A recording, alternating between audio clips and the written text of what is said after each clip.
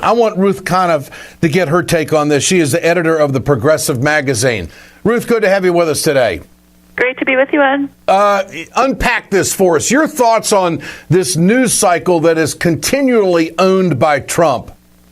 Well, it's fascinating to watch, really, because the Republican Party is paralyzed by Trump. And there's a big article in the New York Times this morning about basically Senator Lindsey Graham, other Senate leaders, and all of these advisors and other politicians who speak anonymously saying, oh, my God, this guy is going to cost the Republican Party not just the White House, potentially, but the Senate, because he is going to so completely galvanize every uninterested voter who might not be as excited as they were when Obama after 2008, when Obama got out all these new voters, but minorities, women, everybody that Trump targets and smears is going to come out in droves to vote the Republican Party out of office. And this is the Republican Party itself that's really worried about this. So there's now behind the scenes this campaign to try to take Trump down. And what they can't figure out is how do they do it without making him stronger?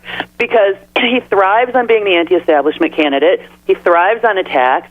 And people are afraid of being attacked by him. And furthermore, the Republican Party now has a bunch of candidates who are trying to sound like Trump, which is, metastasizing the damage that he's doing with Latino voters and women in particular, who they really can't afford to lose in a giant group.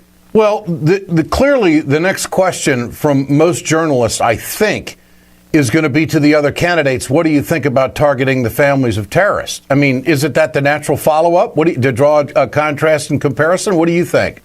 I think that the other candidates are likely to go along with that idea because, look, this is the party that has drummed up so much hatred of abortion clinics, Planned Parenthood, doctors, that they have pushed us over the edge in this country. They have been flirting with extreme, violent nastiness here at home.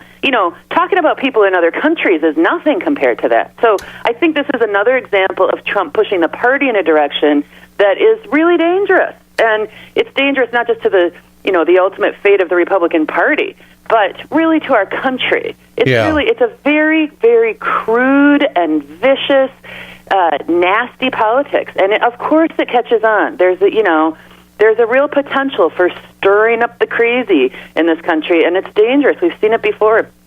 Ruth Conniff with us, editor of the Progressive magazine. What about Rudy Giuliani? This has been a story that's now in its second week about what Trump said, what Muslims were doing in New Jersey when we got hit on 9/11. Does Rudy Giuliani give Trump a credible exit from this controversy? That this might put it to rest, that, Trump didn't see thousands, but there were people who were doing it. Even Giuliani, the mayor of New York, said he was aware of it. What about that? Well, first of all, I think it's a great news week for Giuliani anytime he gets to talk about 9/11 again. I mean, you remember his presidential campaign when it was the only thing that he ever talked about, sort of destroying the good feeling that was left over from his leadership right after 9/11 by just cashing in on that.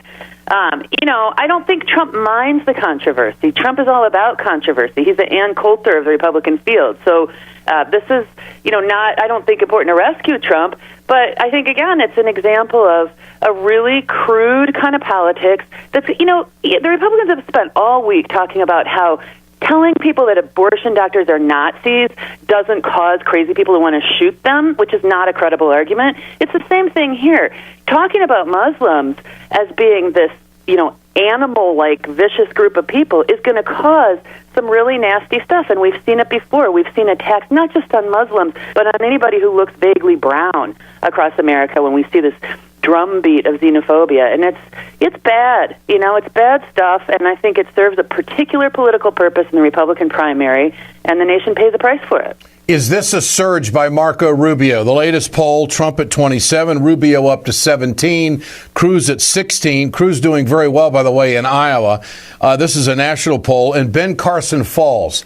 Still Trump with a double-digit margin, but certainly a better number for Rubio. What do you think?